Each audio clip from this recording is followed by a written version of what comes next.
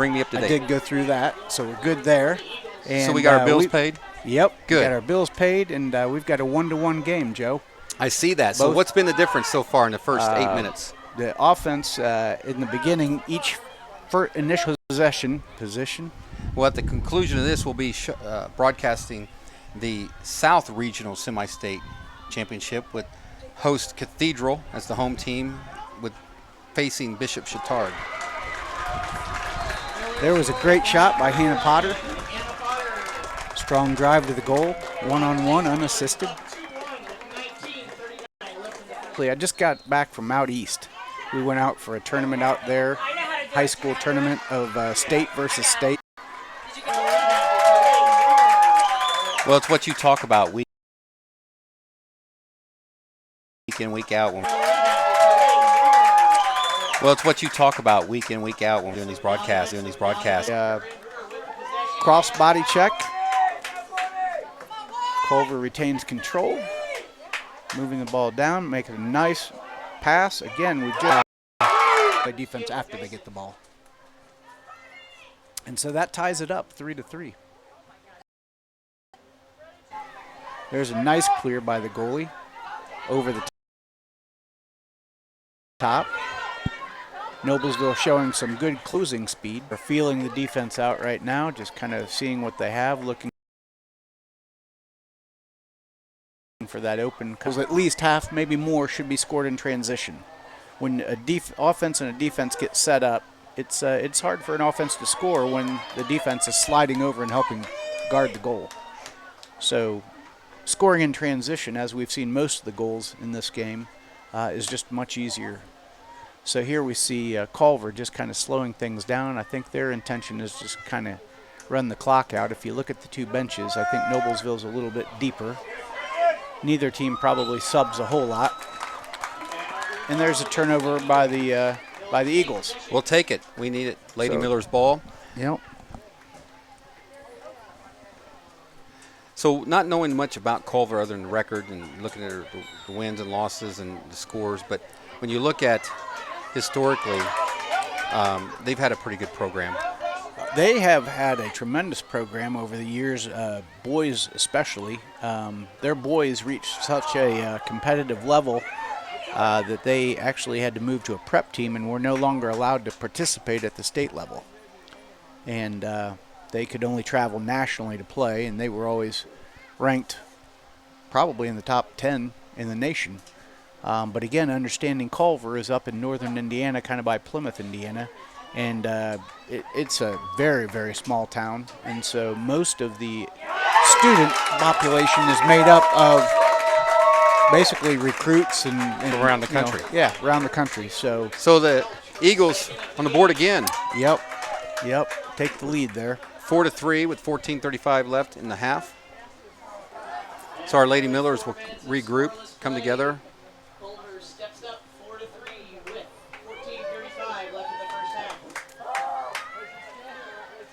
We see Grace Newman step out, take a breather. And Meredith, and it looks like Kylie Morris. Mia Blackburn coming to the draw. You know, she did such a great job for us against Carmel when we were struggling to get the draws, and Mia came in and really turned that game around for us. So I'm sure they're just looking to shake things up. You know, the draw is made up. I'm not so sure about this defensive lineup they put in.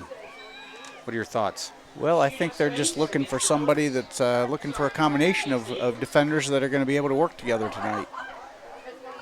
What you don't want to do is you don't want to fall behind by too much. And so, again, so many things are made up of just combinations, looking for the hot combinations. There's another score by the Eagles. Yeah, that was Kirsten Lepreet. Lopret, maybe Lopret, not sure, but certainly a nice shot by her into the number 4 hole in the goal. And Culver takes the lead 5-3. Tonight's broadcast brought to you by our great sponsors, Logan Street Sign and Banners, Noblesville Trophies, Wofford Theater, Community Health, the law firm of Church and Kittle and Atrium, Ivy Tech, Smith Jewelers, Bolden Sassy Salon, Indiana Restoration, and Yancey's Fine Apparel and Tuxedo Rental. We appreciate Hamilton County Television for tonight's broadcast. They're bringing the Indiana Girls State Lacrosse Championship Tournament to you via the internet. Subscribe to their YouTube channel at www.hctvyoutube.com.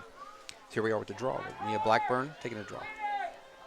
Grace Newman and Taylor Geisen on the circle.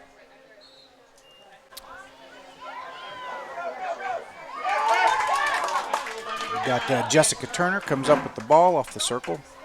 Again, the Eagles with the possession off the draw.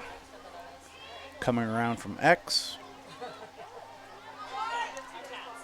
Not overly active in and out of the critical scoring area. Again, I think they're content to just kind of play ball control here. They've got a 2-goal lead, plenty of time on the clock, and so probably a very good strategy on their part to just kind of take their time and set some plays up like that.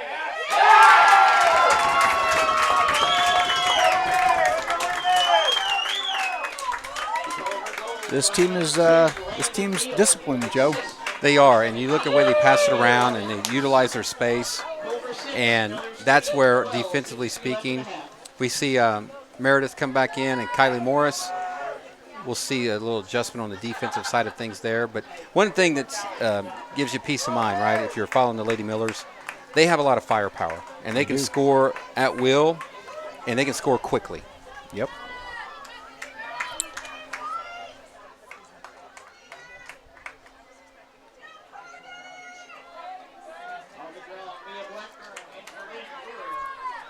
So we got a score 6-3, Lady Eagles on top of the Lady Millers with 12:53 left in the first half. Plenty of time left, right? Oh, yeah. And there have been a number of games where we've been down, and this has really been kind of a second-half team for the Millers. So it's probably not a bad thing that they're getting their struggles here early and get the team fired up. There's a great shot to the number 2 hole by Taylor Geisen. All-American Taylor Geisen taking her talents to Cincinnati next year. Nice to see her take a chance there on goal. So we got a Lady Millers 4, Lady Eagles 6. Another example of just the offense having the advantage there with a one-on-one. Taylor makes a great spin move, makes a great left-handed shot.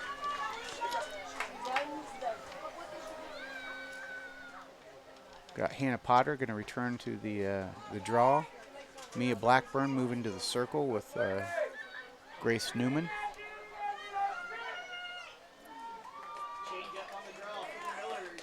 Well, they made a number of adjustments all season long, and it looks like it's been working in favor of the Millers. When you look at this lineup right out there tonight, there's a lot of talent on the field. There is, on both sides.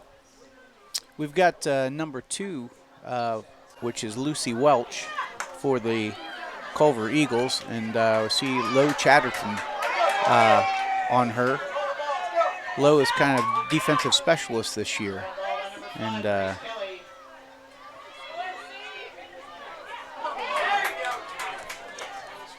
there she is right there. Kylie Morris on her. Lucy clearly going to X. They've done a lot of their scoring from X. There's a good stop by Grace Hammond, not giving up ground. So oftentimes you see the defense kind of just run with the offense and give up the ground. Grace Hammond doesn't do that much. They do a lot of weaving, don't they? Yep.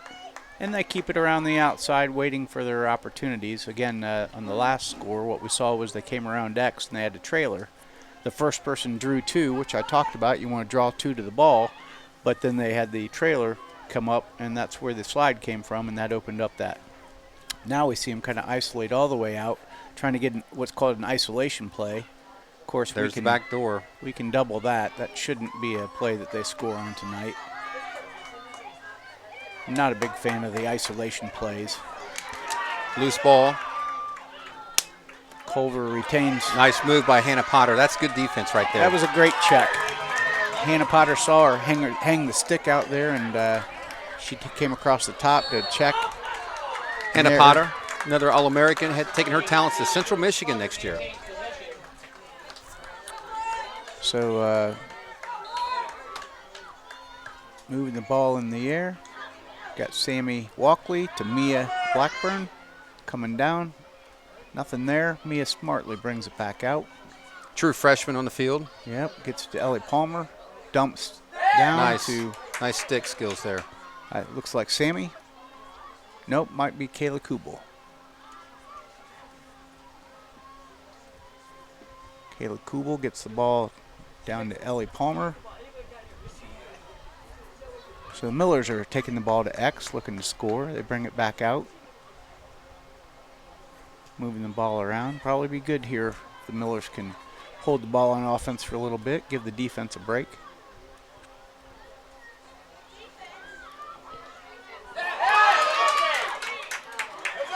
Nice catch by Sammy Walkley off the pipe shot. Sammy weaving, diving, trying to find some space. Brings it out, doesn't force it. That's good discipline. Millers are taking their time, looking for the same opening. Nice spin Nice move. move. Grace Newman. Good slide help by the Culver Eagles. So this is where, you got to make sure that you don't turn the ball over. You want to be careful with it. They've worked the ball around, and it takes a team that's got discipline and good stick skills to be able to take their time with the ball.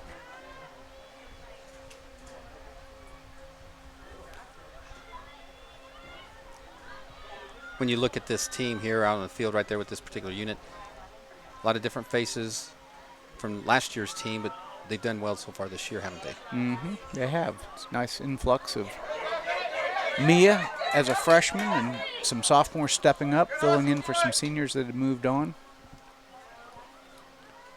Right there's Kayla Mertens.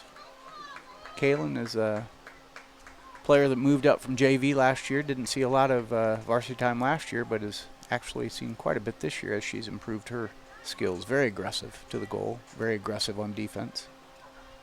And her stick skills continue to improve. Kayla Kubel at X. Kayla's got the ability to wrap and score. She can usually find open people when they're there and make good passes.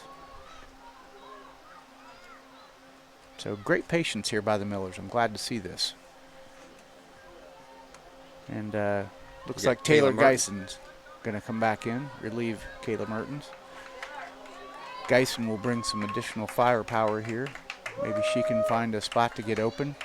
She's someone who doesn't need a lot of space to get open, doesn't need a lot of shot or space for a shot. Tremendous stick skills and been a good leader for these underclassmen. Nice there fake, she makes and the there move. She comes in.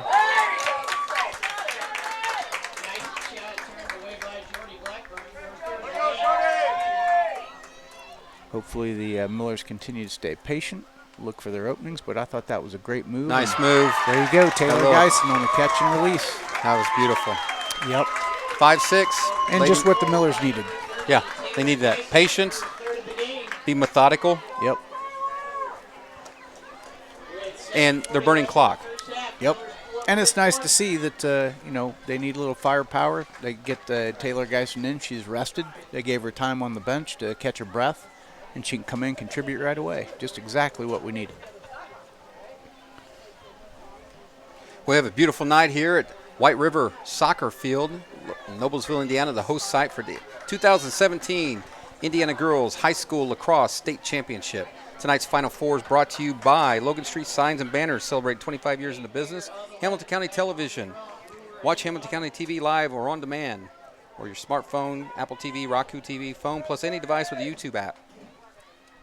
We appreciate them for being here. We sure do. Man, what a night, Joe. Here we go. It's beautiful. State semifinals. Back-to-back Final Four appearances for the Lady Millers. Great game, great evening of weather. I enjoy these close games so much more than I do the blowouts, Joe. Yeah. It's great to see Indiana Lacrosse stepping up and getting better, and fun to see girls go out and compete. I thought it's been a pretty clean game so far. I like that.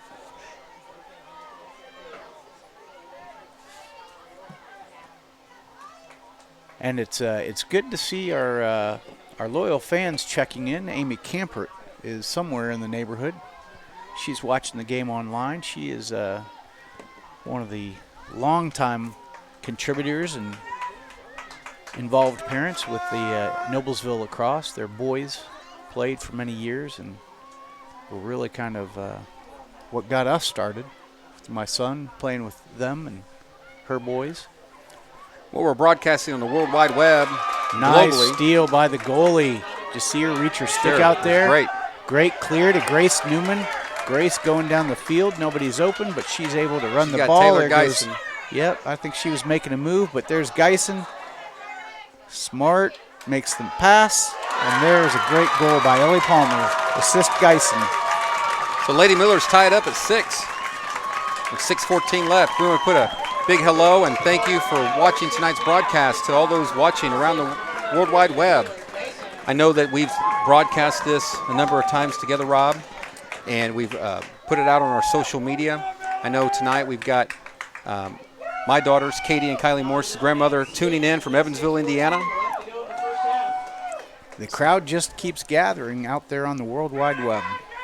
And it certainly is a luxury that we have to find folks from Hamilton County Television broadcasting this tournament and other regular season games throughout Hamilton County sports, and specifically to our Lady Millers. It's a great combination. Great lacrosse community. You think your son's watching tonight's broadcast? You know he's in Bahrain. Yeah. I sure hope he is. If he doesn't catch it live, I think he'll at least catch it at some point. Want to watch his sister Kat play. And he's kind of the one in our family that got this whole thing started. Used to be a goalie with the Noblesville Millers. Well, we want to thank him for his service. He's in the United States military, particularly the Marine Corps. So thank you. Matter of fact, just got a promotion a couple of days ago. So he's now Corporal Green. So congratulations to my son. Very proud of him. Another nice pass in. Oh, here we great go. Catch. Nice defense. Yeah. Kat Green Good defense. had the Nice shot pressure. blocked by the goalie, but making good effort to get down and play D. Cut that girl off. Nice defense by Kylie. Kat's tried 2 shots on the floor. Nice defense by the goalie. Beautiful. Good stop. Some pressure applied by Kylie Morris, number 23, sophomore. Ooh, narrow escape there. Meredith Miller. Taking the ball up. She's got it in the middle. That's a dangerous place to go, Joe. It is. You generally don't want to run the ball in the middle in front of the goal. Just because of that reason, if you drop the ball, it's in dangerous territory. So hopefully we'll move it out to the edge. Looks like she's running that way and looking that way. Smart move, taking it back. The ball does not always have to go downfield. Sometimes it's just fine to move it back. There's no clock in the high school game. A little loose there with our passing. Yeah, that one was a little high. Kat made a good try on the ball. Gonna have to hunker down and play some defense now. Hopefully we can get some good slides. Well, I don't know what it feels like on the field, Joe, but this breeze coming through here, it is just a fantastic evening. Great temperature, all sunny, and what a blessing. Number 5 there, Grace Kelly. Brian Kelly is her dad. And there's a lot of college lacrosse in that family over the years. When you say Brian Kelly, you're talking about Notre Dame's coach? I am. I've known Brian Kelly for a long time. He was a defensive coordinator at Grand Valley State when I was at the University of Indianapolis playing football. Is that right? Yeah. Well, they've been very active in the college lacrosse scene for a long time.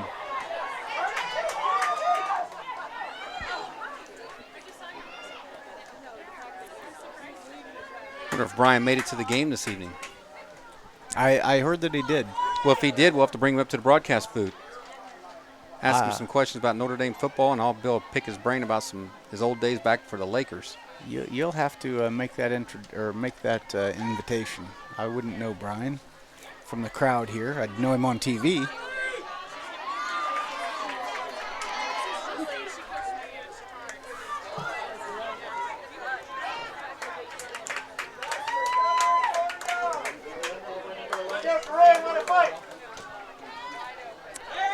And actually, I think I said they were big into college lacrosse. Of course, I meant college football.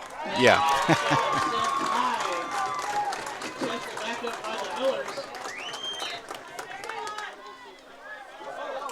Coach of the Notre Dame Fighting Irish men's football team. Hannah Natvig taking the ball upfield. Nobody's really open, so she continues to run. But there's Hannah Potter. Broke free just a minute, but never a bad deal to be patient with the ball.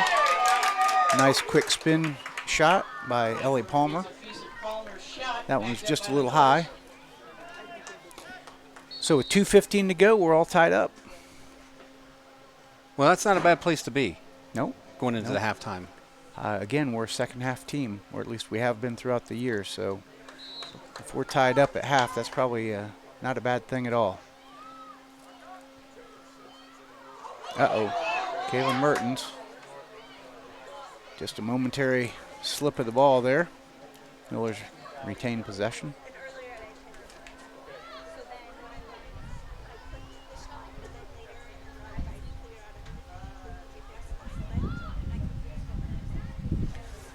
There's Taylor Geisen with the score. So the Millers go up 7-6. Senior to senior. Yep.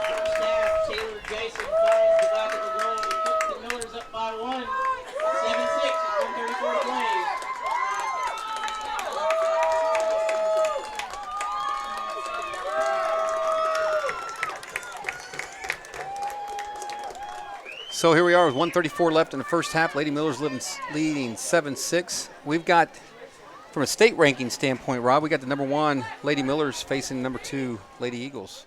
Yep. And I don't know how you feel about rankings. Some people like them. Some people think they mean nothing. But that's on the RPI side. Yep. Well, you know me, Joe. I don't follow that stuff much. Don't put much into it.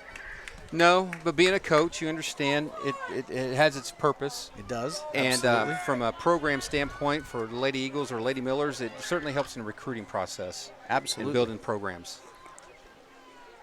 It absolutely does. And I'm not against it. I just don't follow it. Well, so that's there's why. A nice kick by Teej. Usually has tremendous stick She's got skills. stick skills. Of course, she comes up with it. That was good to know, or good to see. Teej come up with that. Hannah Potter on the run. Passes down to Hannah Natvig. Ellie Palmer on the attempt. There's a little scrum there. Yep.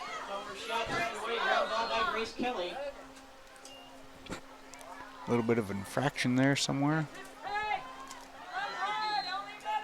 Clear to the goalie. I get that 1 minute to get the ball down the field, so hopefully the Millers can stay tight on defense, not give anything up here in the waning seconds of the half. Kylie Morris showing good speed there and getting in the way. Almost knocking the pass away and taking it. Good defensive position and good position, or good stick position by her. 30 seconds. Now this is where it gets really tough when they're all spread out and they're looking for that same pass. And Taylor Geisen smelled that one out. She knew what was coming because they did it last time.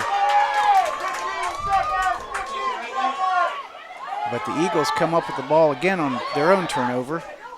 10 seconds. So much better defense right there by the Millers. As the clock winds down, the The Lady Eagles throw Millers it away. go into the first half with the There we lead, go. 7-6. So this should call for an interesting second half. Yes, it should. Yes, it should. We want to welcome you to today's broadcast of the 2017 Indiana State High School Girls Lacrosse State Championship. We're in the Final Four. These are the semi-state championships for the Indiana Northern Region. Currently playing now with the Lady Millers versus the Lady Eagles of Culver. Following this game, we're going to have the Cathedral Bishop Chittard game for the South Region semi-state champions. We want to welcome you to this game. We'd also like to thank our great sponsors, Logan Street Sign and Banners, Noblesville Trophies, Walford Theater, Movies on the Road, Community Health, Church Hiddle Natrim, AV Tech, Smith Jewelers, Bold Sassy Salon, Indiana Restoration, and Yancey's Fine Apparel and Tuxedo Rental. I have the luxury of having a guest in the booth, Dan Ballard of Benefit Resource Systems. How you doing today, Dan? His first lacrosse game. This is Rob Green, Dan Ballard. How are you, Dan? Nice to meet you. So what are your thoughts, Dan? What do you think? They got to get their defense straightened out. Yeah, defense. We've talked about that this evening. All Culver's doing is circling the goal like this, and your girls don't know it. Yeah. Body motion, movement. So Joe, we've got a number of important people that make up the Indiana High School girls lacrosse program here. And we've got, let's see, I'm just going to look around here, and we've got Jack Hediger, head coach over at Carmel, served at many levels of youth lacrosse and high school lacrosse. We've got Nick Esty, head coach over at Rebuff, and he has been involved with the program for quite a long time, has added a lot. So got Leslie Sherman.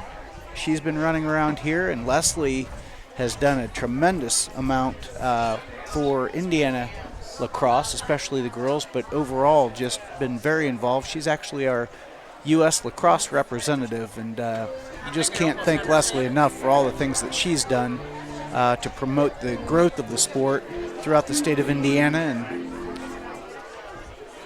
she's served a lot of countless thankless hours. So, Well, there's a number of people that we can thank that's built our program, not only on a local level, but on a state level.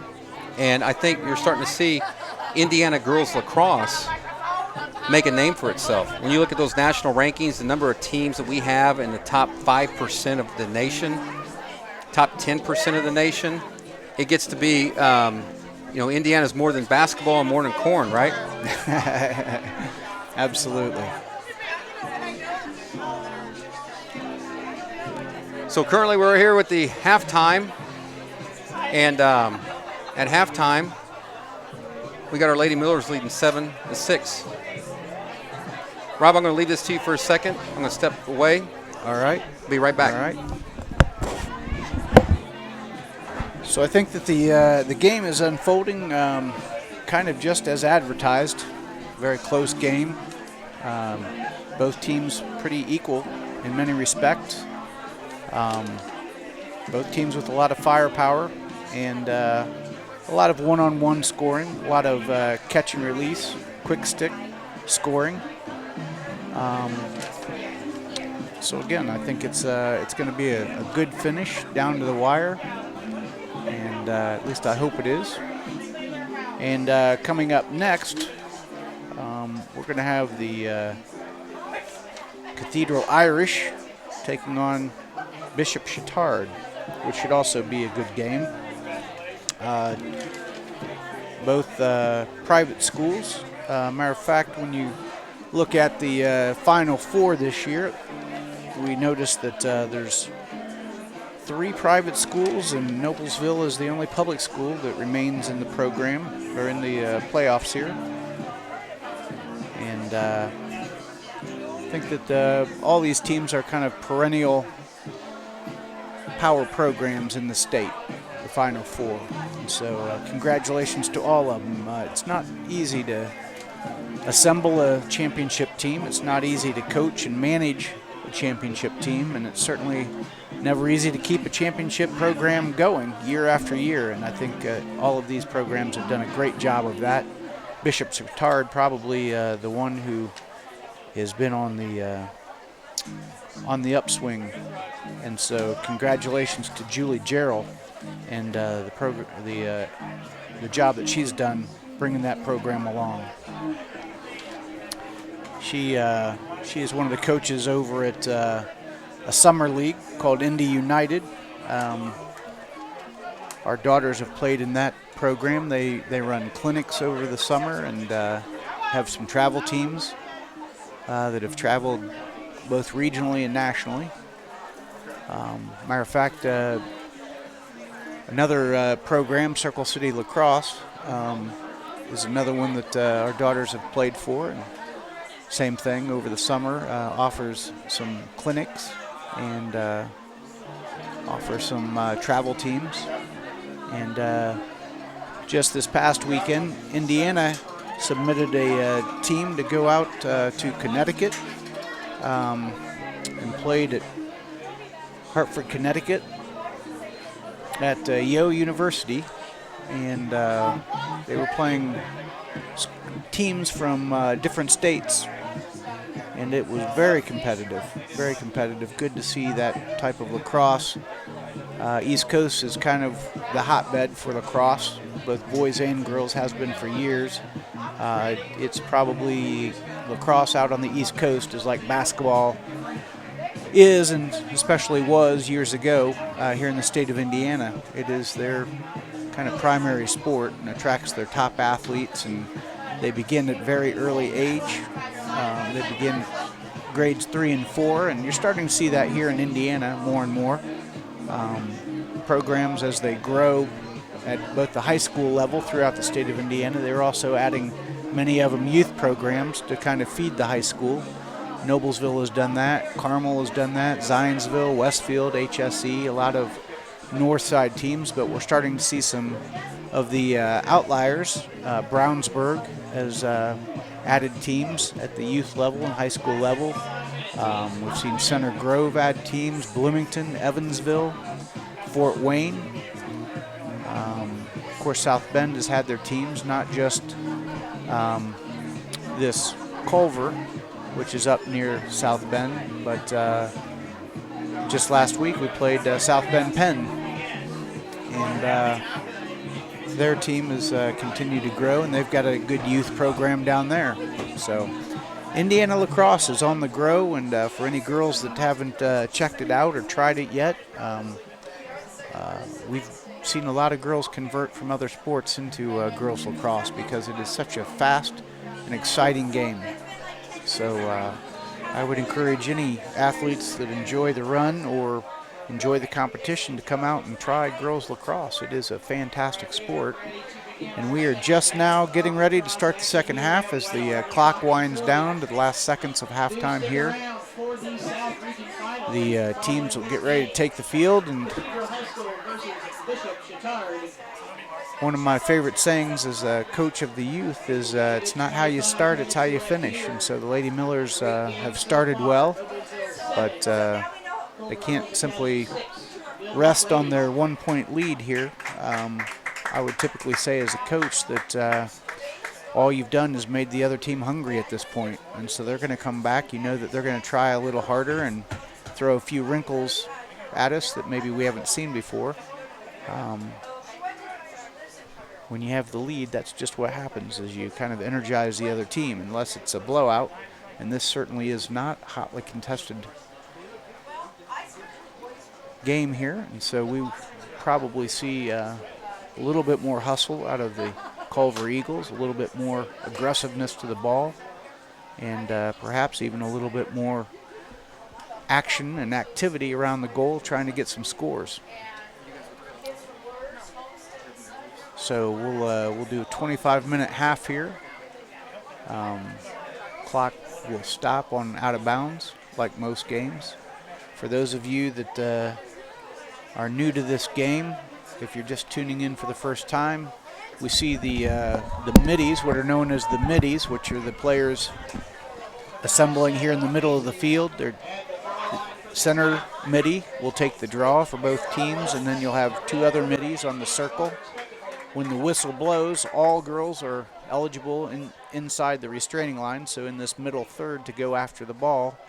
The girls on the defensive end and the offensive end have to wait until possession before they're allowed to cross the line and get into the mix of play. And so it's usually up to the three middies in the center to establish control. That's been a change this year. Prior to this year, both teams had 5 middies inside the restraining lines. And so here's an opportunity where the offense and defense get into the draw because it went past, and again, the quick score there.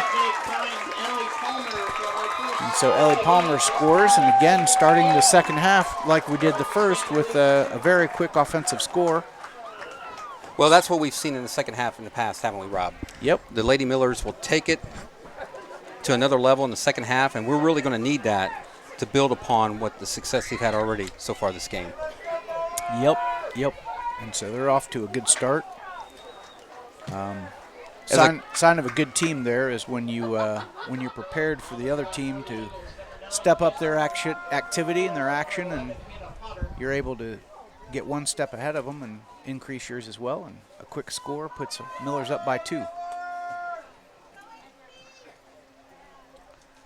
So Hannah Potter back on the draw.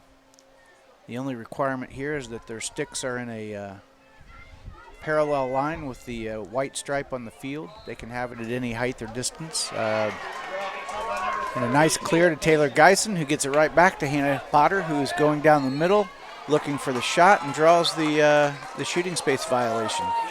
So a good savvy senior move there as she's running down the field to have the ball in scoring position. That alerts the referees to look for the shooting space when the girl's in between the shooter and the goal, but not within a stick length. That is a shooting space violation. Hannah Potter is a little high on the shot. The Millers will retain the shot, or the possession of the ball, because the shot went out of bounds, and on a shot, when the ball goes out, whoever's closest to the ball when it goes across the out of bounds line is who retains possession. Oftentimes the offense will have a girl behind the goal just for that very reason, to retain the possession if the shot doesn't go in. Hannah Natvig attacks somewhat, not real aggressively, kind of backed it out. Mia Blackburn getting back up top. Taylor Geisen back to Hannah Potter. Hannah Potter's always got the ball in a passing or shooting position, waving it back and forth, left hand or right hand. That's another good sign of a mature girls lacrosse player, or any lacrosse player, is that you catch on the side and with the hand that is thrown to Lady you. Millers again with the score. That was just a good move by Hannah Potter to catch the defense, not helping out. One-on-one score. Well, applying that offensive pressure, winning the draw, defensive pressure, outlet passes. What else am I missing? Just looking for that opening. When you've got the ball and you're inside the 12-meter arc, and again, there's 2 arcs. There's an 8-meter arc and a 12-meter arc. When you're in and around the 12-meter arc, you should always be looking for that little seam between the defenders. If they open it up, you got to, just like Hannah did right there, you got to take the ball aggressively to the goal and be able to have a good velocity on the shot to score with good shot placement. So we have Hannah Potter on the draw. Oh, my. Well, that was unusual, but neither player got it up above the head. You know, we've got another web watcher out there in Donna, Kayla's auntie, up in Milwaukee. I think she tunes in for most games now, so a little shout out to Donna. Glad you're with us this evening. We want to welcome all of our fans watching tonight's broadcast of the 2017 Indiana State High School Girls Lacrosse Semi-State Championships. There was a great defensive play by number 11. Let's see, number 11 is Corinne Brewer, and she made a great play. She, we call it shadowed the stick head, and as we were trying to make the pass, she intercepted it right there and took possession. They missed a out of bounds there by Lucy Welch, stepping on the out of bounds line. But, you know, one of the things is that no player is perfect and no referee is perfect in their play. And so Landon Neal there, a midfield and attack player for the Culver Eagles, gets a nice score.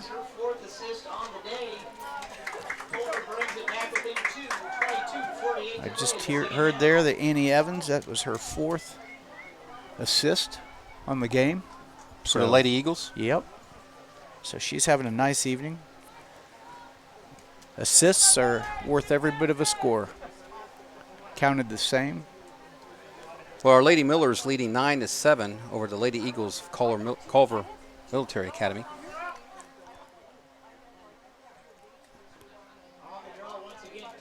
I think it was important there that Culver scored, or this game was going to get out of hand. So, good for them to step it up and get back in the game. This is an impressive Eagles team. Well, we knew that coming in, right? We knew we'd have a good matchup. Yep. They represent northern Indiana well. You see the referee kind of adjusting the sticks there. Again, they were getting a little non-parallel to the white center line. So they reset.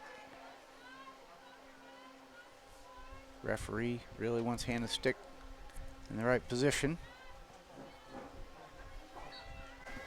And a nice grab by Hannah Potter. That was probably just above the head, and a great control by Hannah. Hannah nice and patient, looking around. Called a skip pass when you skip one person and go to another to Mia Blackburn. Mia's kind of probing the defense, seeing what's available.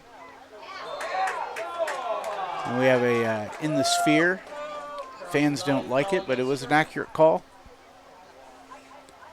One thing we're seeing year after year is the officiating is getting better as more and more are getting in tune and accustomed and experienced in the game. Well, and this is probably your all-star referee crew here in the state of Indiana. We've got Tim Hammond, who also should be in that all-star cast. Tim has been a long-time girls referee and has done so much for so many programs. Lady Miller's ball. Yep. So they forced it out of bounds on the Eagles, and Millers are bringing it back out, establishing control. Now they are the ones kind of in the driver's seat, and so hopefully they'll maintain control and work the ball around, don't force it, and wait for their opportunity to get another score. Well, at 22:30 left, we got our Lady Millers leading 9, possession of the ball over the Lady Eagles. You see Hannah there, always in the shooting passing position. And she makes a move. Good defensive play by the goalie. Kat Green on the recovery of Boy, the she's ball. done well this year, Rob. I know you know her well, but she's really stepped up for us when we needed somebody to. She has, and she's fought through it, and there she works her way to the goal. She's a rising star for this Lady Millers team. Well, she's a sophomore, so she's still got some growth to go. But, I look back at this group of seniors that's so strong, and they were playing about like Kat and Kylie and Mia back in their sophomore year. Not quite as dominant as they are now, but they've certainly stepped up into it, and our girls are going to have to do the same. Well, the Lady Millers are heavy on sophomores. There's 14 on roster for this tournament team, and we've got 5 seniors, I think a handful of juniors and a couple freshmen, and there's a bright future here for this Lady Millers program. We've got should have about 15 8th graders coming up into the freshman program next year. And I've heard nothing but good things about that group. Well, they had a great season for a bunch of first-time players. They basically Culver won the season. I'm sorry, not Culver. Carmel won the season at the 7th and 8th grade U14 level. And SMG was runner-up, and our last game of the season, we played SMG, and we were leading 4-1. Lady Millers with the score. 4-1. Ellie Palmer. And so we ended up in a tie game with SMG, who is state runner-up, and those 15 8th graders coming up, I think, are going to have something to contribute. Well, here we are with 20 minutes left in the regulation. Our Lady Millers lead 10. The Lady Eagles are falling behind on 7. Who got that goal, Joe? That was Ellie Palmer. Nice. Another senior. You look at this senior group, talking about balance. There's a lot of firepower there. Yep. And then you bring up a couple of these young players who step in when we need somebody to step up. So now, here we are with 20 minutes left in regulation. This is going to be where you'll see either they'll start attacking or we'll just continue on as we have so far. Well, those are the two options. Well, we don't want it to be our third option where they fall apart. That's true. All right. I didn't even consider that. But you're right. That is another option. When you look on this Lady Millers team, they've got a combined record in the last 2 years of 33-3. In the last how many years? 2 years. 2 years, yep. And they had 2 undefeated seasons in their 7th and 8th grade years, and only had a handful of losses, maybe 50% of their losses, which is probably only about 8 games or most 10 games their freshman and sophomore year. So they've got what I believe to be a 90% plus win record over the last 6 years. Really an amazing record and effort by these girls. They've had 3 undefeated seasons. Nice.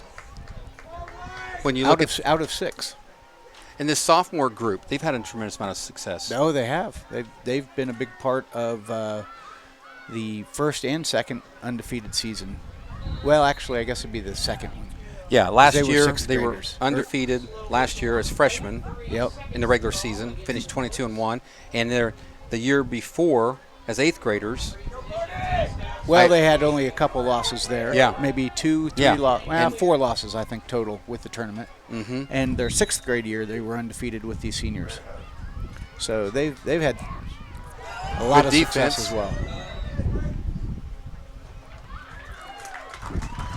And the defense gets the job done. They get the ball here.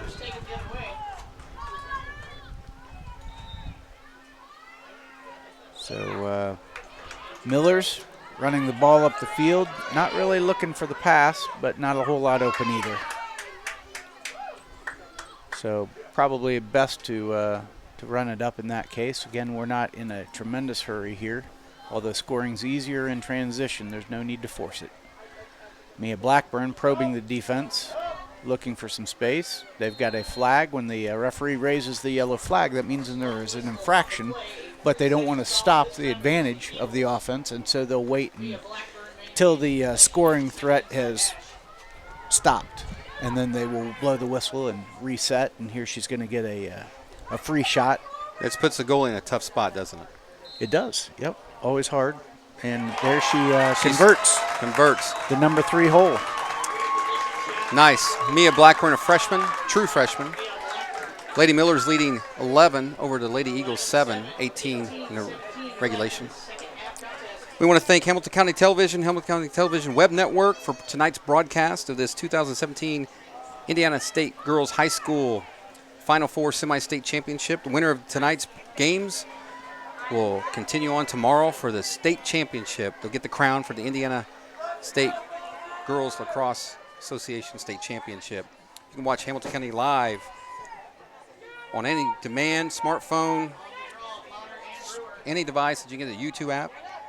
Subscribe to our YouTube channel at www.hctvyoutube.com.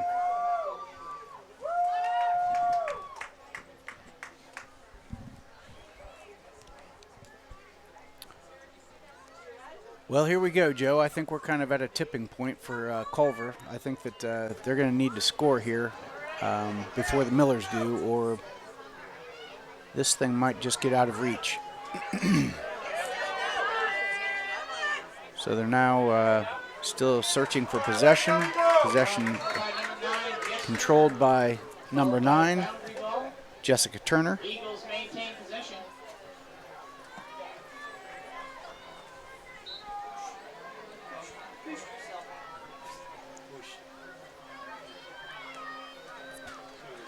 Nice pass. Oh, boy, did they miss an opening there for number 2, Lucy Welch.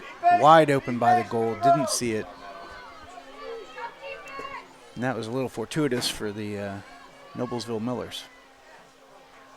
Culver working it back to X. I think you're going to start to soon see a little bit more activity, a little bit more aggressiveness by the Eagles. They're not going to be able to sit back and continue to take their time like they were in the first half. Noblesville gets the ball.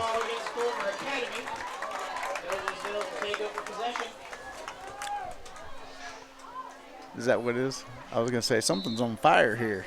Could be the Let's Millers. hope it's the Lady Millers. That's what we need. We need to get on fire. I smell it.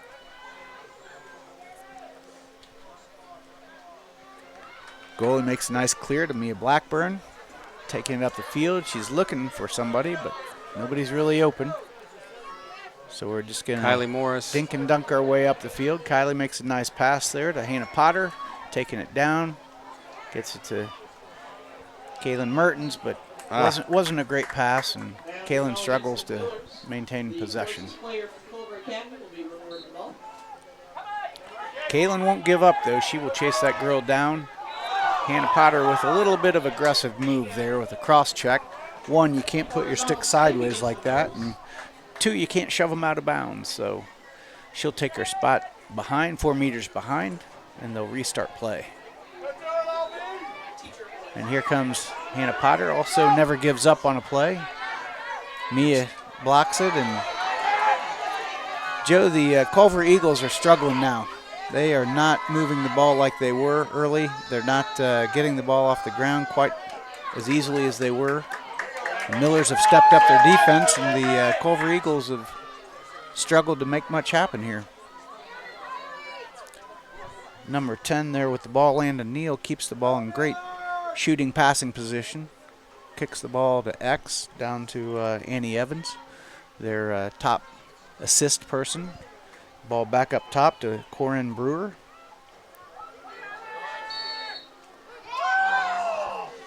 The whistle stopped play. Brewer draws the shooting space call. She'll have a free position at the second inside hash.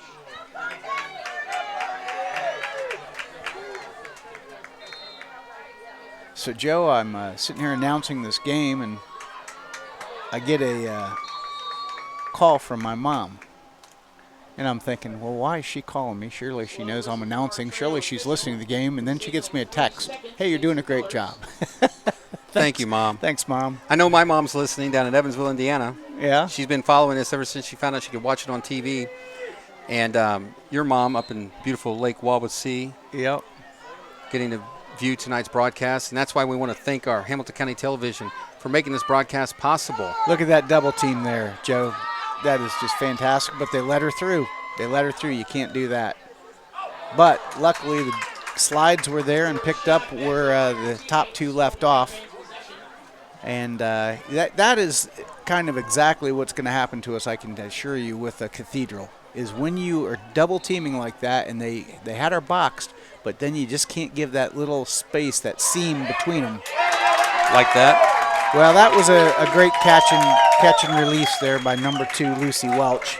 Lucy has been doing a great job of finding an open space inside the critical scoring area, inside that 8-meter arc all night. And in that case, they found her. They haven't found her all night, but that time they did, and she made a great catch and shoot. Well, Lady Eagles on the board again, 8, trailing our Lady Millers 11 with 14:05 left in regulation. Yep. Tonight's worldwide broadcast of the 2017 Indiana Girls High School Lacrosse State Championships. We're in the Final Four. This is the North Region Semi-State Championship. Following tonight's game, you'll have Cathedral versus Bishop Chatard for the South Region Semi-State. Winners of both of tonight's games will face off tomorrow at 4:30 Eastern Standard Time here at White River Soccer Field in Noblesville, Indiana at 19000 Cumberland Road in Noblesville, Indiana. You know, Joe, when you think about the championship game tomorrow, the winners are going to get a trophy. Where should they get that trophy from? Well, if I was going to buy a trophy, I'd be buying it from Noblesville Trophies. Where else? One of our fine sponsors of tonight's broadcast. Absolutely. And the draw there is controlled by the Millers. Mia made a nice attempt to get it downfield quickly, off target a little bit, and the Eagles come up with it, and now they're moving the ball downfield. And this could be a, this could be a score right there, and that brings the Eagles right back within 2. So a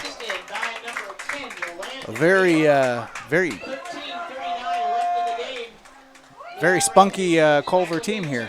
It is. Not willing to lay down and step aside. They're going to fight back, and this is a great game. We got a timeout by the Lady Millers. Timeouts are 2 minutes long. Each team receives 2 per game. We give them a chance to take a breather and get checked. Yep. I heard it too. I'm not sure what that was, but I'm sure they'll get it fixed. We want to thank our great sponsors for tonight's broadcast: Logan Street Sign and Banners, Noblesville Trophies, Wofford Theater, Community Health, the law firm of Church Hiddle and Atram, Ivy Tech, Smith Jewelers, Bolden Sassy Salon, and Indiana Restoration, Yancey's Fine Apparel, and Tuxedo Rental. Again, if I was going to go to a celebration of the championship game, I might want to wear a tuxedo. Where would you get a tuxedo? if I was going to get a tuxedo, Rob, I'd go to Yancey's Fine Apparel and Tuxedo Rentals. It seems like the place to go. They got the best prices around. And sharp-looking tuxes. They've been doing business in Noblesville for over 40 years, now located inside the Logan Street Sign and Banners building. Enter on the north side door, or you can call Dan at 317-773-2973, Rob, and get fitted, and you'll be ready for tomorrow's presentation. It would be a fine look, wouldn't it? I'm not sure how much I could do with a tuxedo. I don't wear those very often. Might be like lipstick on a pig, I don't know. But it would make me look as good as I could possibly look. You look good. Oh, Joe, you need higher standards. Look, take it as a compliment. If I say that to any Butler Bulldog, you look good, you know I'm surrendering to the greatness of the Butler Bulldogs. You know, we've got a Bulldog listening. My dad, Dick Green. Is he a Bulldog? He's a Bulldog, and he played on the first Sweet 16 team for Butler basketball. Well, he's got a lot to be proud of because he played in historic Hinkle Fieldhouse. For Tony Hinkle. For Tony Hinkle. Yeah. That's awesome. Well, you know, that's the thing. You know, when you hear of stories like that, we were told that, you know, for Culver, number 5, Grace Kelly, her dad's Brian Kelly, the head football coach at Notre Dame. You look out in the crowd in the stadium, and you see a number of college hats and T-shirts, and you've got recruiters here watching tonight's event. They're going to stay for the second event, and it's a compliment to Indiana High School Lacrosse. You got a number of these kids who have are being raised and put in positions to be successful in life. They come from parents that have been successful, and you know, you're a Butler alum. There's a number of other college alums here, and their kids are thriving, and it's that whole thing, your level and above, right? Yep, absolutely. You know, that's not the only Bulldog. My father-in-law was a Bulldog who played football at Butler for Tony Hinkle. Albert Jackson. No kidding. Yeah. Cindy's dad? Yeah. Well, no, not Cindy's dad. Cindy's mom's husband. Okay. Cindy's dad actually passed away when she was in high school. Okay. But her mom remarried. And he was a Bulldog. So here we got Mia. Going to shake things up. Going to take the draw. Got Taylor Geisen on the circle with Grace Newman. Well, it's a tight ball game. We knew that coming in. This is going to be a tough matchup. Yep. Both teams bring a lot into this game. Got to watch for Jessica Turner there. Culver with the win or the Corinne draw. Brewer picks up the draw, gets it down to Lucy Welch. Lucy back to Corinne. Nope, that was Landon Neal. And here we got Grace Kelly on top, looking for a pass. 13 minutes and 2-goal lead for the Millers.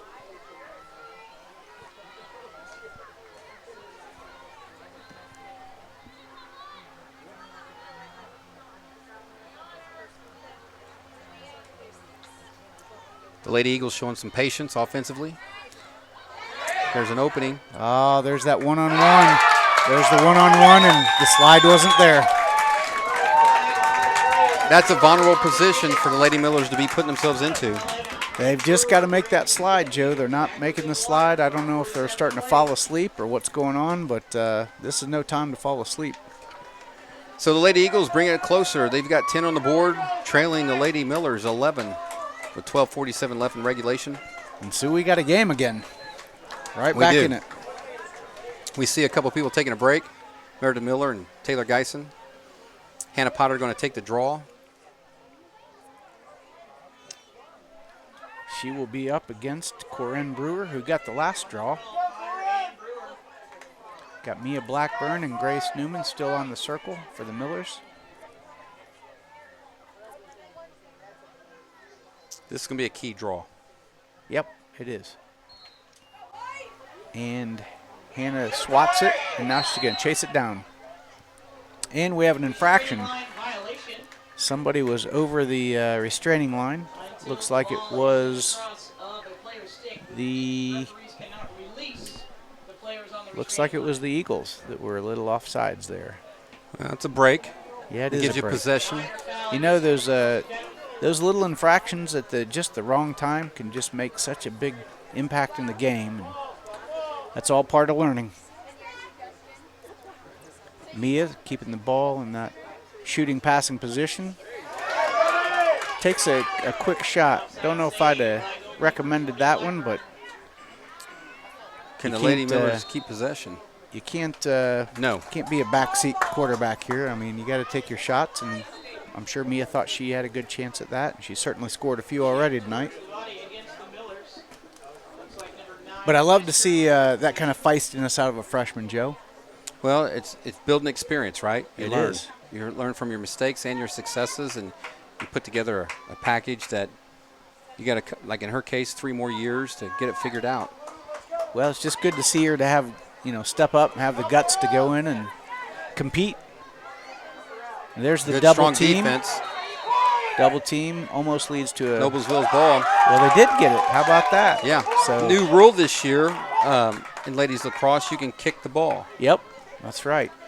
And in that case, it looked like it might have helped. It almost always helps. Great dump down to Ellie Lady Palmer. Millers. And a great left-handed shot right there, Joe. Yeah. So we had Potter to Palmer, and the Lady Millers needed that. They did. And so here come those seniors, Joe. Well, we're looking for them. They got 11 minutes to shine. So our Lady Millers are leading 12-10 over the Lady Eagles from Culver Academy. Still a lot of time left. A lot of time. You know, both of these teams can truly score in less than 30 seconds. So there's still a lot of time left on that clock. Got Taylor Geisen back on the circle with Grace Newman. 3 seniors been key to our success this season in the past, too. Yep. You know who's been a little quiet this evening has been Hannah Natvig. She's played an important role in a lot of games this year, but hasn't broken free yet tonight. Maybe she will. So here we are with we need a defensive stop. Good double team, delayed penalty, and a score. Did they call the penalty or no? Nope, the score will stand. On a delay, the penalty will not be called unless the scoring attack has ceased, which it did not there. And so they what they don't want to do is if there's a penalty, they don't want to penalize the offense by calling the penalty unless it's a shooting space, unless it's a safety violation. So for a young player, just because you see that flag, don't stop. Oh, definitely don't stop. It's a delayed penalty. Yeah, so it's a distraction to a player if they stop, right? Isn't it? Especially the defense, because the defense is Right. usually oriented towards the ball, and usually the officials behind the ball when they make that call, or oftentimes they are, and so the defense can see that flag go up and have a tendency to pull off and not play as well or as aggressively.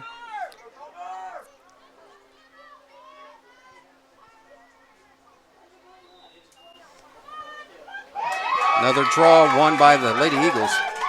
That's starting to be a problem for us, Joe. Continue to give away the draw and give them the scoring opportunities, and here they are right back in the game. Almost a quick stick. Great pickup by Grace Newman. Very heads up. There could have been an infraction of the sphere. She makes a great dump to Taylor Geisen. Taylor doesn't find anybody really ahead, so I don't know. Our tacks were all back down at half, but here she is. Good defense by the Lady Eagles. Sammy Walkley usually has a rocket of a shot. She comes out of it, though. Very scrappy player, Sammy Walkley. She sure is. Another sophomore that's going to really step in and I think play a big role next year. Nice and pass. Kat Green. Nice catch, but she gets stuffed, but has a nice kick back out to Hannah Natvig. That was a heads-up kick by Kat there. It sure was. Kat's having a little trouble scoring tonight, and usually she's pretty strong on those shots right there on the goal. That goalie's got her number tonight.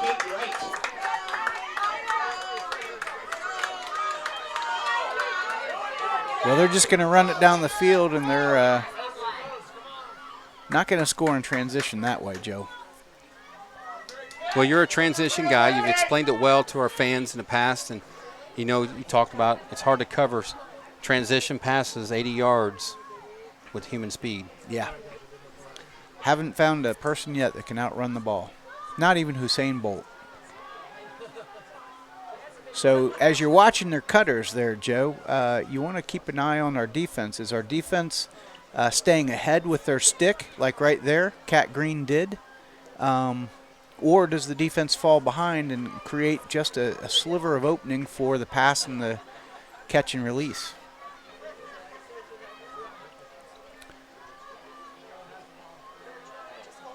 Every time the cutter goes through, you want defense to have their stick up and in the passing lane, prevent the pass, because those are where you can kind of get burned.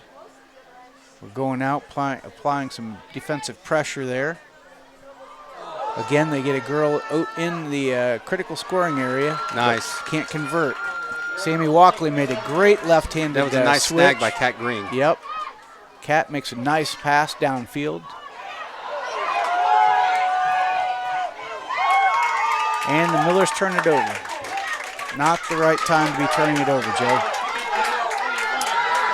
And here goes the Culver Eagles, again trying to run the ball down the field. This is generally not going to be the way to score a goal against the Millers or really anybody else, but that is. Scoring from X gives them the shooting space violation as the defense tends to follow the ball. They start to lose track of the offensive players out at the top of the arc, and so when that pass is made, it's almost an instant shooting space violation. Another we need advantage. our defenders to collapse. It's another advantage of taking the ball to X. You can create some of those infractions there. You don't always need somebody to be wide open for a shot. If you make that pass, oftentimes by the defense just being in the wrong position, you create an instant shooting space violation. Here we are, 12-12, tied up at 7:47 left in regulation. We're back to square one. So you know what I used to say to this group, and I've said it to every group since, is if you love lacrosse, you got to love this opportunity here. This is a great game on a great evening in a great stage, being a semifinal, and you got to love it, right? You can't get too worked up over the score. You got to go out and focus on playing good lacrosse, enjoying the moment, and stay loose.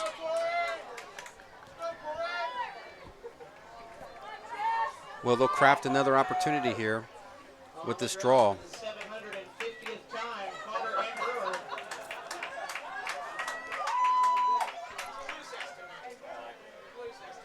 This is an important draw. And Eagles come up with it again. So we've been struggling with the draw, and we keep struggling with it. Good defensive stand there. Defense has stepped up to help out. Nice knob by Kylie Morris. Yep. Getting her stick there. And gets the turnover. So again, the defense bails out the play. Kylie Morris moving the ball upfield, not forcing the ball. If nobody's open, you got to run it. And nobody's really guarding her, which is really unusual. Got Kayla Kubel down there on the goal. She threw it away. Can't do that. I don't know what she was thinking there, but. Well, you know, when a girl is younger like that, they get a little nervous in that, and they want to unload the ball, make sure that they're not holding on to it too long. And so now we got numbers against us. Yep, but getting back into position. But they've got a one-on-one, but they don't take advantage of it. So our defense is going to settle back in and hopefully get another turnover here. Change of possession. I know she wished she could take that back. Well, you know, nobody plays a perfect game. Refs don't call it, and even the coaches don't call it perfect game. So what you want is you want a team that can help overcome any single person's deficiencies, whether you're a coach or a player.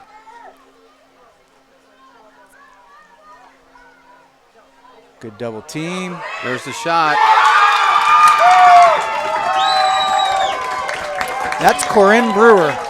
And boy, she's been dynamite this second half. Well, the Lady Eagles take the lead. It's been several minutes since they've had a lead in this matchup. Corinne Brewer has been getting almost all of the draws, about the last 4 or 5, and now she puts the Eagles up with the go-ahead score. So one of the things that you deal with transition, turnovers, draws, it's all important, right?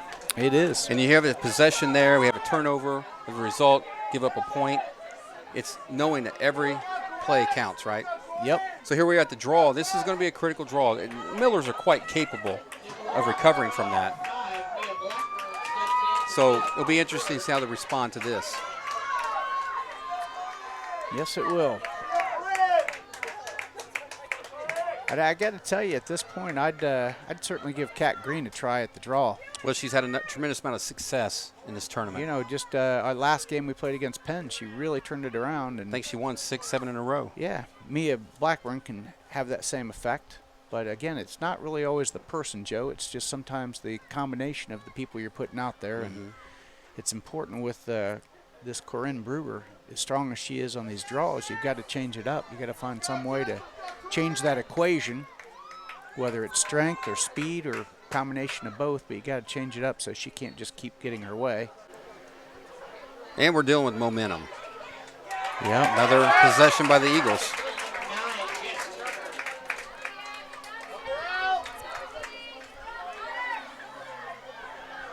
Ooh, risky Nice. pass, It but was. yet it was Effective. right on target. And now the Eagles are going to probably be a little bit more patient, move the ball around, and now we got a timeout probably for the Millers. Possession timeout called by Culver Girls Academy. Culver takes a timeout. All right. So now here's a unique thing that you don't see in a lot of sports, Joe, is that when they call a timeout in the middle of a game, you see the girls drop their sticks because they got to come back to the same place that they were. They can't get any type of advantage offensively by calling a timeout. You know, I don't know of any other sport where the players return to their exact position on a timeout. So a little bit of uniqueness there for lacrosse. Now, again, if they call a timeout and it's not in the middle of action, then they take their sticks with them and they just go assemble, because usually it's in between scores or something. So if you're the staff of the Lady Millers, what are you saying to your kids? You know, the worst situation right now is if they get impatient and if they get tight. So you kind of want to keep things loose. You want to have a smile on your face as a coach. You don't want to show any panic. And you want to let the girls know that they've been here before and they've come back from these type of situations many times. I don't know that they've done it a lot in high school because they were almost always leading since they've been in high school. But this team can come back, and they should not have any doubt in their mind. They should just make sure that they take care of the ball, play good help defense, and at some point they are going to have to, if Culver's going to come out and hold the ball, we're going to need to apply some pressure. And that pressure oftentimes isn't going to come from causing a turnover on the 2-and-1. What it does is it creates a bad pass, and that's where the turnover comes from, is by trying to get an interception from a bad pass. Too often what you'll see is when you start the double team, the girls doing the double team feel like they're the ones that have to get the turnover. And actually what you end up doing is fouling. And so it kind of works against you. So hopefully the Millers are well trained and ready for the situation, and will be able to execute and come back. And of course the Lady Eagles are trying to do just the opposite. They want to control the ball and close it out. Here we are with 5:41 left in regulation. Our Lady Millers are trailing the Lady Eagles 13-12. And now we got 5:41 left of pure excitement and anticipation of what this is going to look like in this final 5 minutes. Yep.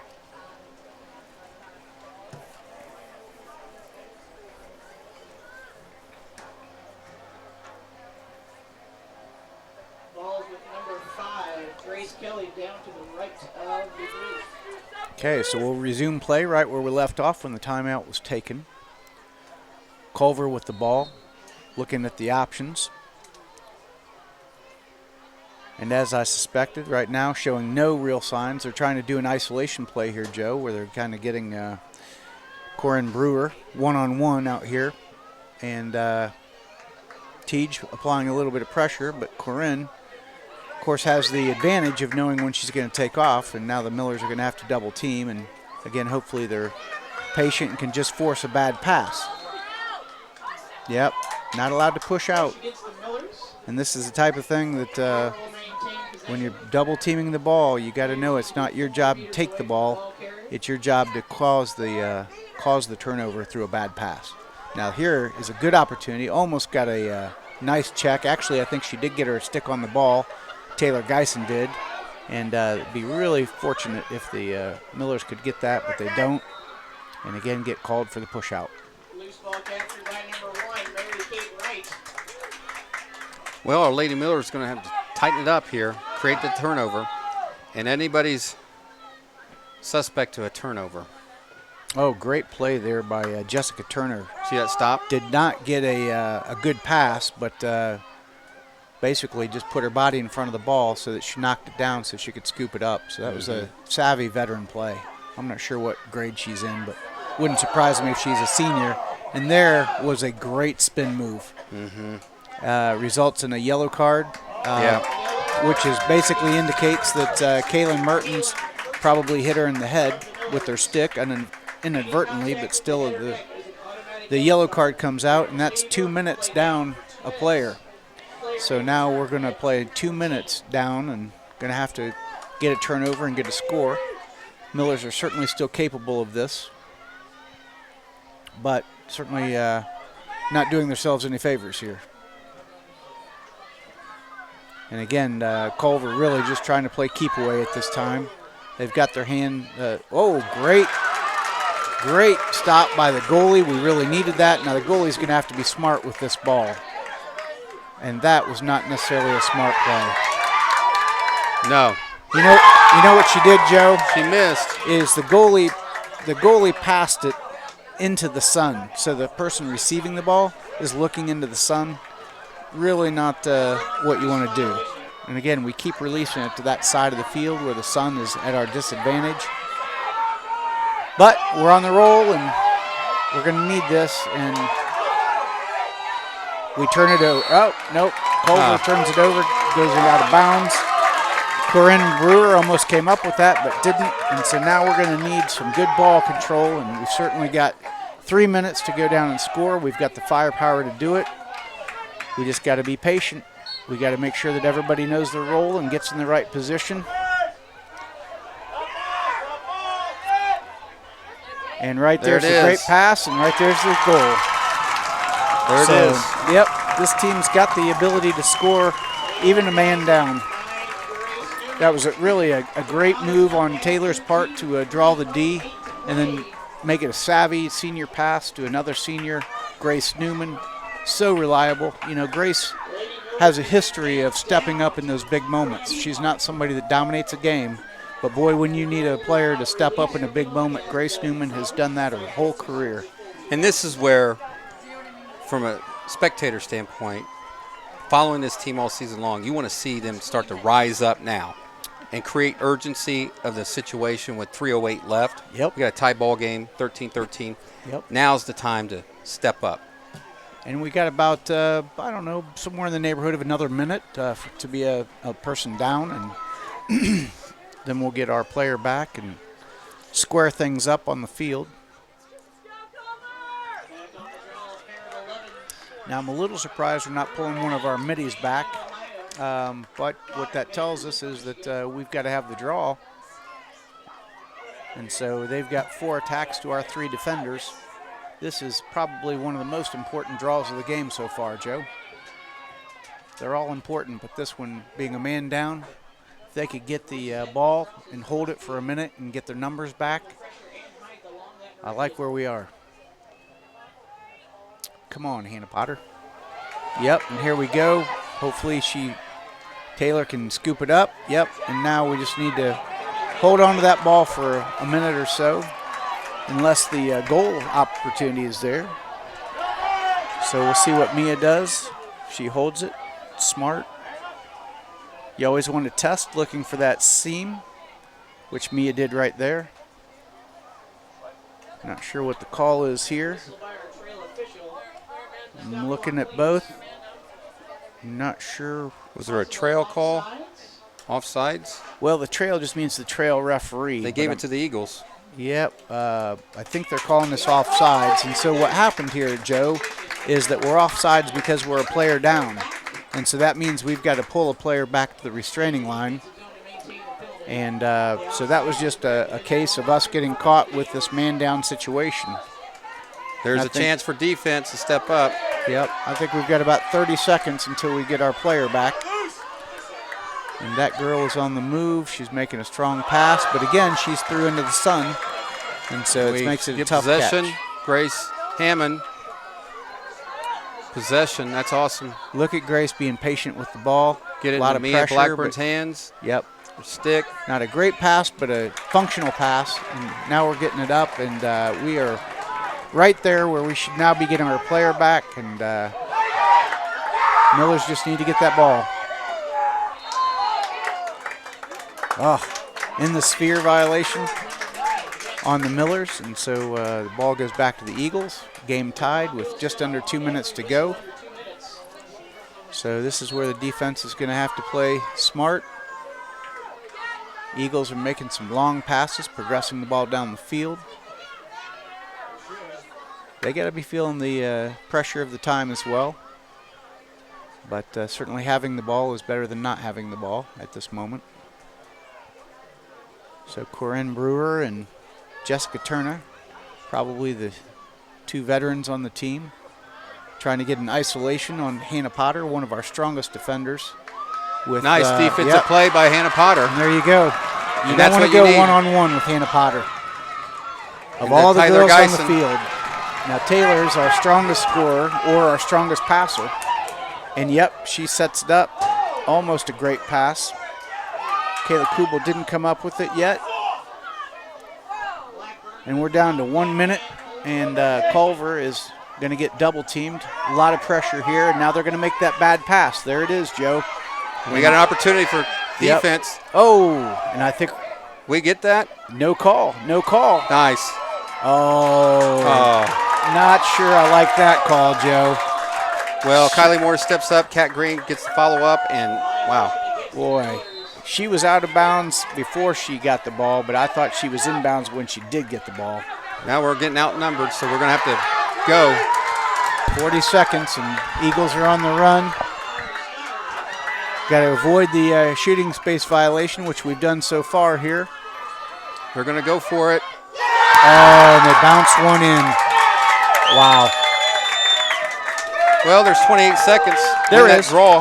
Still plenty of time to score, Joe. As I said, both these teams can score in under 30 seconds. It's amazing how that one play. Yeah. And I'm not sure that I really agree with that out of bounds call, but like I said, the referees are never going to be perfect. So when you put yourself in a position where one call can make the difference, it can happen. So Lady Miller's calling timeout with 28 seconds left in regulation. We got the Lady Millers trailing 13 to the Lady Eagles 14. This is going to be less than 30 seconds of something. Make or break. So what do you think it comes down to right here? Draw. The draw. Transition. It all starts with that draw, and we've struggled with that. We're going to have to find a way to get that draw from Corinne Brewer. She is strong on the draw.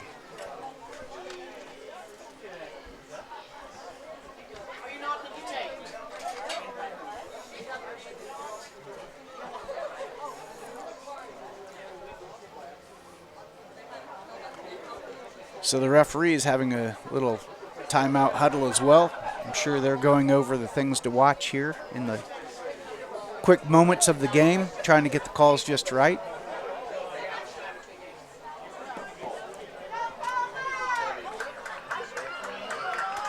Both teams are huddling up for probably the last time in this game, and the fans are getting fired up. Culver's happy.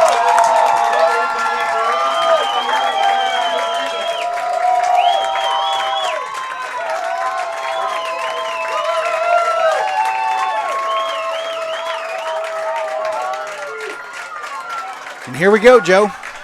Home stretch. Where would you rather be right now than here? I've been waiting for this day since last game.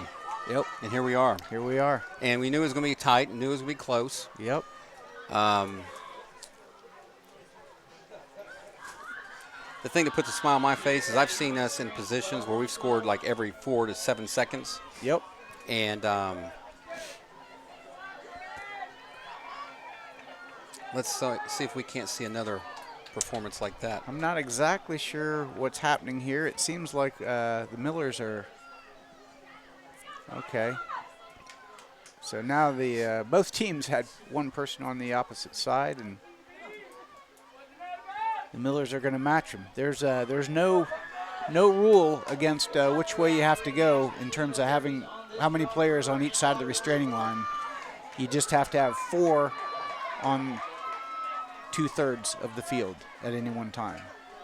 So a good move by the Culver Eagles there by pulling a defender, a midi, back on the defensive side since they've got the lead. There's the draw. And here it That's goes. what it comes down and, to. Oh, Grace Newman Step had up. it. She's got the lead. She's got to get this scoop. Got to get this. And She she's does. got it. Plenty of time. She gets it down to Hannah Potter, who Nice makes stop. another senior move with that stop. Fires it down to Kat Green, who's Kat making Green. a move. Oh! Off the goalie. Oh, big shot there. That was. So Noblesville continue to have the ball with 8 7 seconds. And time is going to run out, Joe. No! Oh, they had a shot. Sure did. Sure did. So tonight's final semi-state championship goes to the Lady Eagles of Culver. 14-13 over the Lady Millers. What a heck of a game. Yeah, it was. Oh, that one stings. A lot of credit. That one stings. A lot of credit goes to Culver. They came into this matchup not really knowing a lot about each other than both are successful programs. And here we have the Lady Millers with back-to-back semi-states appearances and taking the loss.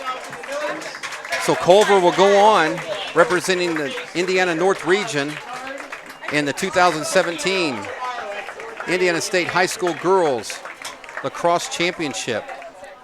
So here you are once again. Lady Millers will finish in the top 4 back-to-back. Yep. Well, it's a good record that they've had over the past 4 years, and certainly the last 2 years have been spectacular. But obviously, everybody's a little disappointed because